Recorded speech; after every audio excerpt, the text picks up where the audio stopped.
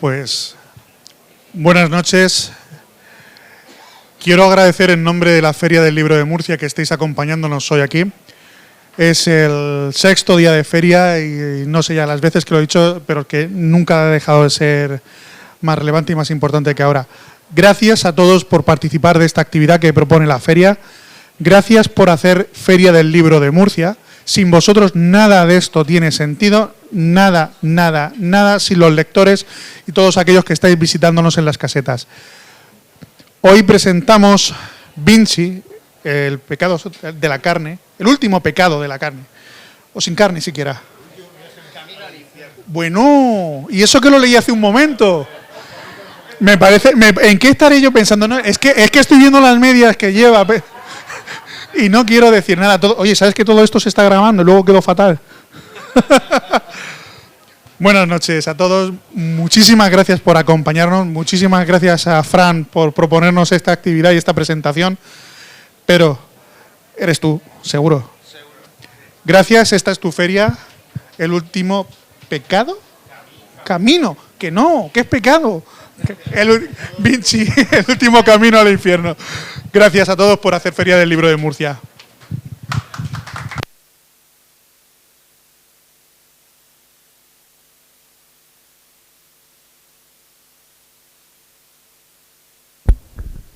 Buenas noches.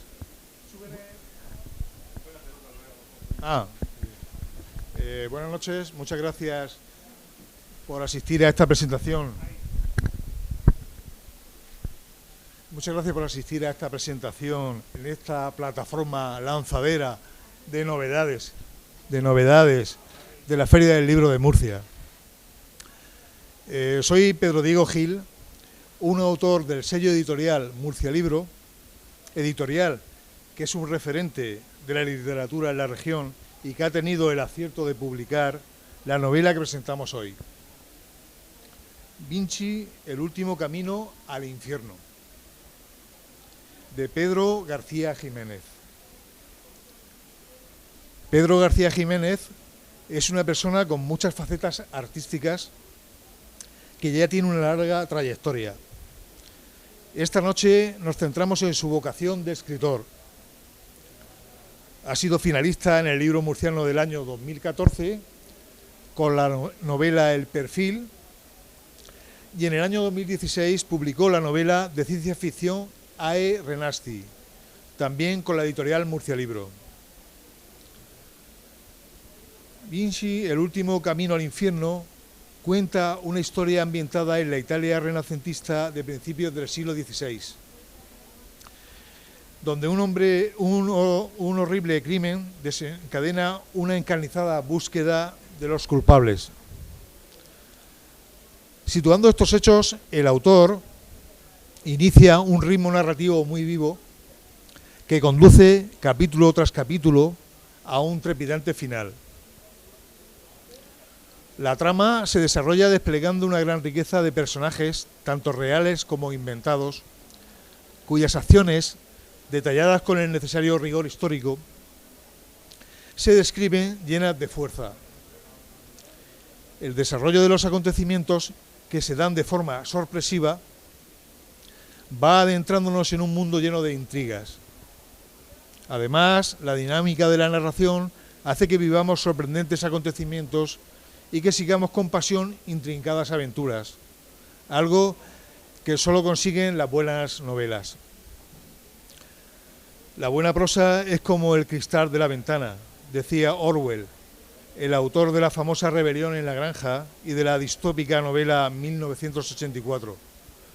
La prosa de tu novela, Pedro, es muy buena por eso, porque nos permite ver y adentrarnos en la época donde se sitúa la narración. A través de tus palabras se ve y se oye esa Florencia llena de vida y color, inmersa en el Renacimiento. La ficción no depende solo de quien la construye, sino también de quien la lee. La ficción es también una posición del intérprete, decía Borges. Y los acontecimientos históricos donde se entrelaza la acción de la novela mezclan hechos estéticos que Pedro ha logrado armonizar muy bien, capaces de dejar ese necesario espacio al lector. Yo creo que estamos de acuerdo que la novela permite jugar al escritor con los datos históricos y viajar al pasado para descubrir cómo era la vida en otros tiempos. Estoy seguro que tú, al escribir la novela, has jugado todo lo que has querido y seguro que te lo has pasado muy bien, lo cual creo que va a hacer que los lectores también se diviertan leyéndola, como me ha ocurrido a mí. Pedro, ¿dónde o cómo te inspiraste para crear esta sorprendente historia? Háblanos de la novela. Y con esto doy paso a Pedro García Jiménez para que nos hable de esta obra, Vinci, el último viaje al infierno. Muchísimas gracias, Pedro. Ya te lo he dicho por enésima vez, pero me siento muy halagado porque yo también he leído tu prosa y también he leído tu interés por el ser humano y me parece Monambo una novela maravillosa a la cual os recomiendo a todos. Me preguntabas, y después de agradecerte tu intervención, me preguntabas que dónde me inspiro para escribir Vinci. Realmente Vinci es una necesidad, como el resto de mis novelas, de contar una historia ambientada en un momento de la vida que me apasiona. Y por mi profesión como pintor, soy admirador o casi idolatro a Leonardo da Vinci. Y entonces sentía la necesidad de vivir ese momento histórico en el que el maestro pues recurría a las artes para embaucar y enamorar a la gente. Entonces decidí que fuera esa época que me entusiasmaba la que diera ambiente a mi novela. Pero como en todas las cosas, aunque tú tienes una idea fundamentada, te encuentras a unos acontecimientos históricos que no puedes cambiar. ¿Entiendes? La novela empieza el 18 de octubre de 1503 y hace que la coincidencia en el tiempo, muere el Papa ese día, el Papa Alejandro VI, el Papa Borgia, y ese mismo día se inscribe en el gremio de San Lucas Leonardo da Vinci. Entonces, inicio la novela en ese día, pero sigo investigando porque necesito que sea luna nueva. Y entonces ese día, estudiando, descubro que solamente faltan 2 noches para la luna nueva. Si hubiera habido luna llena, hubiera tenido que cambiar todo el sentido del principio de la novela. Te digo que al final, pues la inspiración algunas veces va mucho más allá de una época o de un personaje, sino la necesidad de querer contar una historia. Has hablado de Leonardo da Vinci. Él aparece en la novela como mentor de Antonio, el protagonista, formando parte de figuras históricas, de la figura histórica que sale en la novela. ¿Crees que hoy en día se podría dar un genio tan polifacético como Leonardo? Bueno, no creo que las circunstancias sean las mismas y por eso resulta más difícil destacar en un mundo en el que la globalización es la que prima y que en realidad pues cuando se hace una investigación artística o científica realmente hay mucha gente que interviene en ese acto. No es cosa de un solo hombre inspirado por la naturaleza o una llama divina, por llamarlo de alguna manera, sino que necesita un gran equipo de personas a su alrededor trabajando y para completar, pues eso, a lo mejor un descubrimiento que es tan importante como otros genios de la historia, pero que realmente dependen para ese avance de un gran equipo que les ayude. Entonces parece difícil que eso suceda, lo que no quiere decir que no existan genios camuflados entre el público que camina. Lo que sucede en el futuro puede ser inventado. pero al referirse al pasado hay que ajustarse a datos reales y confirmados. ¿Por qué un escritor que su última novela fue de ciencia ficción decide escribir una novela histórica? Bueno, pues en verdad pues la respuesta a esta pregunta viene dada en la anterior. O sea, como necesito, o la necesidad como artista que se expresa con la escritura, necesito contar una historia. Y entonces el ambiente, a lo mejor, pues no me preocupa si tengo la necesidad. No soy un escritor especializado en novela negra, o en novela histórica, o en novela fantástica. Soy un contador de historias y necesito contar esas historias que están dentro de mí. Y entonces suelo decir que como Stanley Kubrick no repetía temas en sus películas, pues yo tampoco repito temas en mis novelas. Tengo en el cajón 2 cosas sin publicar.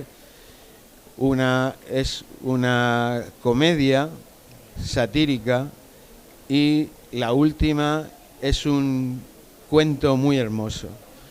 Quizá pues necesito contar historias más que ser un escritor de una faceta, pues eso, el thriller o la novela negra o la novela histórica. Necesito contar historias, Pedro. Entonces, ¿no crees que haya diferencia en escribir sobre ciencia ficción, que suele situar los hechos en el futuro, y sobre la historia del pasado? Sí, sí que lo hay. Mira, yo recuerdo que cuando escribía a Renazzi me sentía inmerso en la vida del personaje, y entonces llegan a la luna.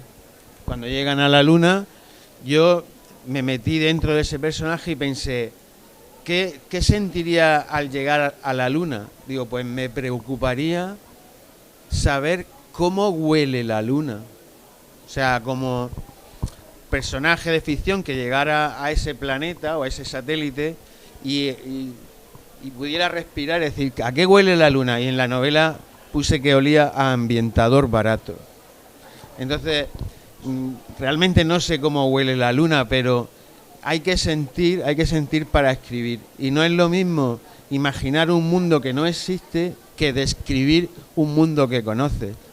Por eso cuando escribí a Renazzi me vi en la obligación de hacer unas ilustraciones para, no sé, prostituir un poco la imaginación del lector, dándole unas pequeñas ideas de cómo había imaginado yo ese mundo. Entonces, es más complejo a lo mejor escribir sobre algo que no conoces, porque el resultado es imprevisible. Sin embargo, pues escribir cómo era la Florencia de 1503, pues solo con estudiar lo tienes delante. Sin embargo, ¿cómo sería una luna con atmósfera? Pues tiene que caber más en la imaginación que en la realidad. En la novela aparece una compañía de teatro en la que los protagonistas se integran para llegar en secreto a Roma. El relato muestra la forma de entender la vida que tienen estos artistas, que va por delante de su sociedad. ¿Tú crees que el arte cambió aquellos tiempos para mejor y que también tiene esa posibilidad en el presente? Sí, yo si no creyera en el arte no estaría aquí, ni daría clases de pintura, porque creo que realmente el arte es la cuna de la humanidad. Entonces, es cierto que cuesta trabajo, a lo mejor, pues pensar que se pueden hacer cambios en la actualidad con el arte. No sé, porque con la pregunta que hablábamos antes, ¿no? Pensábamos en los genios como Leonardo o Miguel Ángel, o simplemente físicos como Newton, que son capaces de arrastrar a toda la humanidad con unas ideas. Parece que son más capaces de cambiar ese mundo como ídolos, y ahora, pues al ser todo más global, parece difícil que el arte llegue a la gente de abajo. Y eso es lo que yo reivindico. O sea, que el arte, sin prejuicios, debe llegar a todo el mundo. pero resulta complejo pensar que el arte puede hacer un cambio radical. Sin embargo, sí pienso que el arte va minando esa humanidad, ese sentimiento de la humanidad, y poquito a poco va forjando algo que vendrá en el futuro, porque creo que hay que ser optimista en eso. El sexo aparece en la novela de forma explícita. ¿Crees que han cambiado las relaciones sexuales de hoy en día respecto a las de aquellos tiempos? Bueno, resulta difícil calibrar pues esa circunstancia, pero yo pienso que el sentimiento humano y la necesidad fisiológica viene desde siempre. Entonces yo pienso que el sexo, tal y como se vivía entonces, pues no debe ser muy distinto al que vivimos ahora. A lo mejor un poco más higiénico, pero sí que pienso que la crudeza que en la novela se plasma, pues por ejemplo, en el hecho de que una joven de 15 años esté en un local donde los hombres golpean sus jarras de vino, jaleando su desnudez, pues parece impensable hoy día. Pero en las circunstancias que se producían esos actos, se pueden producir ahora en la actualidad, porque no eran actos públicos, sino que eran actos que se hacían, pues eso, a cobijo de las leyes y fuera de la ley.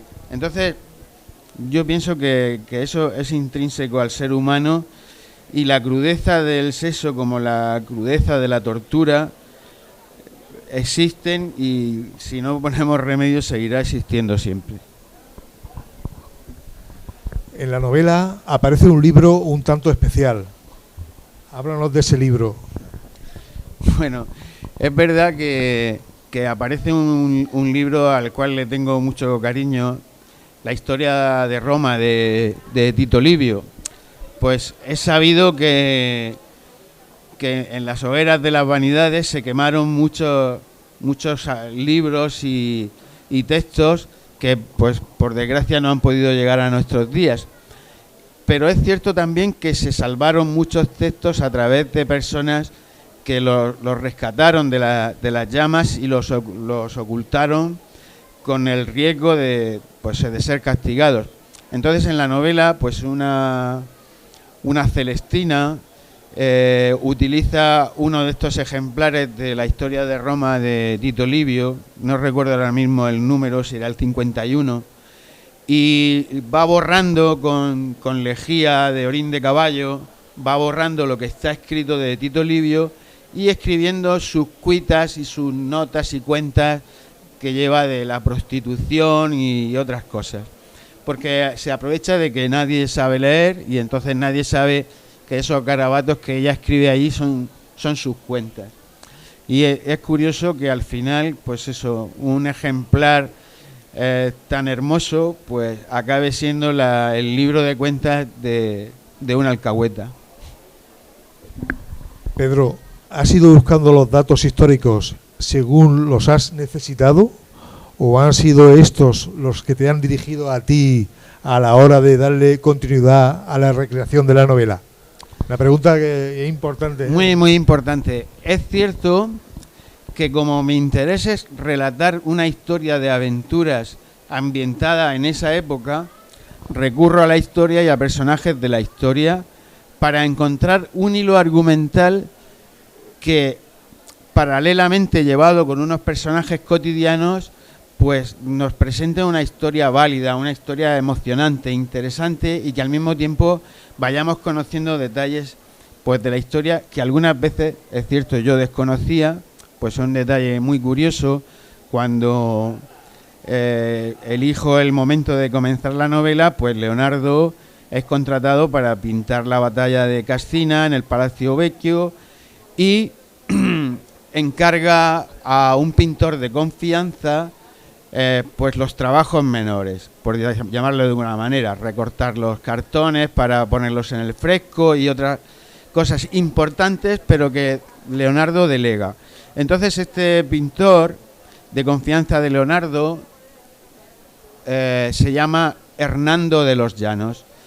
Leo sobre él, que es analfabeto, y me preocupa un poquito más de saber de este señor. Y resulta que acaba sus días en Murcia y tenemos obra suya en la catedral, el Desposorio de la Virgen, es una obra de Hernando de los Llanos, y también tenemos obra suya en Caravaca. Estuvo pintando después de esa época, sobre el 513 o así, pintando en el Levante, en Castellón, en Valencia, y acaba sus días en Murcia y se le pierde la pista sobre esa época. No se sabe si murió, pues probablemente en algún asalto por el monte o algo así.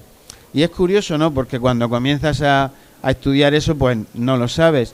O datos curiosos como que Leonardo y Américo Vespucio eran amigos y tenían contacto permanente, y entonces pues durante la novela piensas, quizás Leonardo sabía que había un nuevo mundo antes que otras personas porque tenía conversaciones con él. O la muerte irrelevante, puede llamarse desde el punto de vista histórico, de Pedro el Cruel, Pedro Ilfausto, Pedro II, que muere en las aguas del Galerano, pues me hace investigar que esa es una batalla muy importante en la historia de España, que el gran capitán Fernández de Córdoba, que aparece en la novela, vence para mayor gloria del rey de España, que luego le pidió las cuentas, por supuesto. Pero sí, es a veces la historia la que te lleva en lugar de tú buscarla. Sí. La novela se lee muy bien, se lee prácticamente de un tirón. El que aguante la lectura, vamos, la lee, se la bebe prácticamente. Es una novela muy buena que da gusto leerla. Pero Pedro, ¿qué has querido que el lector vea leyendo esta obra? Bueno, pues mira, a colación de la pregunta voy a mencionar el prólogo maravilloso que me escribió Ricardo Vigueras, gran amigo y escritor murciano afincado en México. El título del prólogo dice La caligrafía del amor.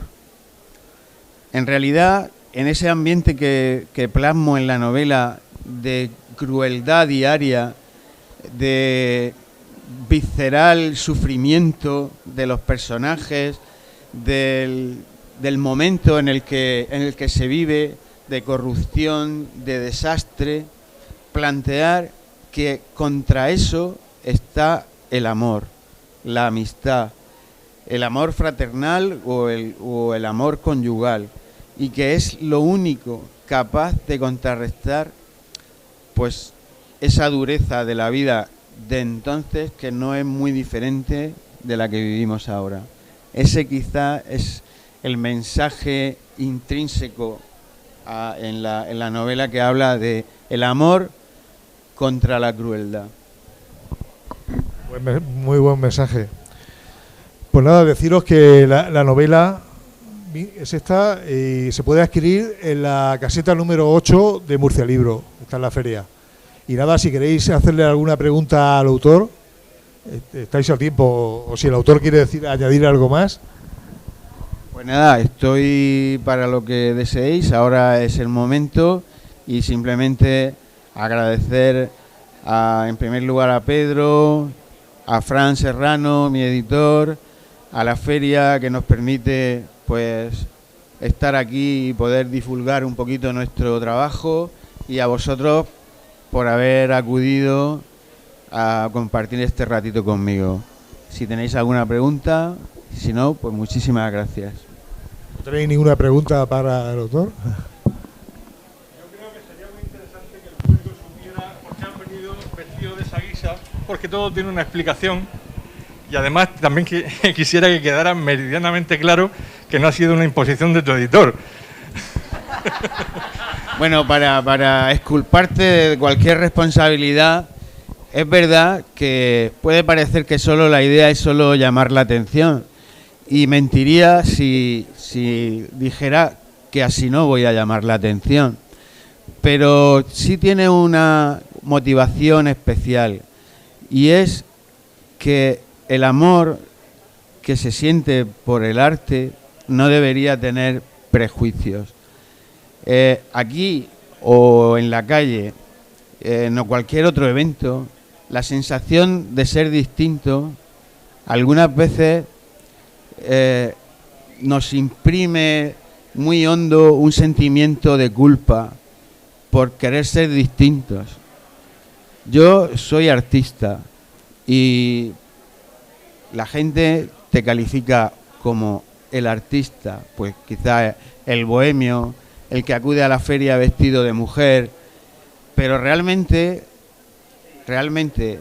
el arte no debería tener prejuicios, como nada debería tener prejuicios en la vida. Somos más libres sin prejuicios. Esa es la idea que yo quería transmitir viniendo de esta guisa a la feria. Muchas gracias.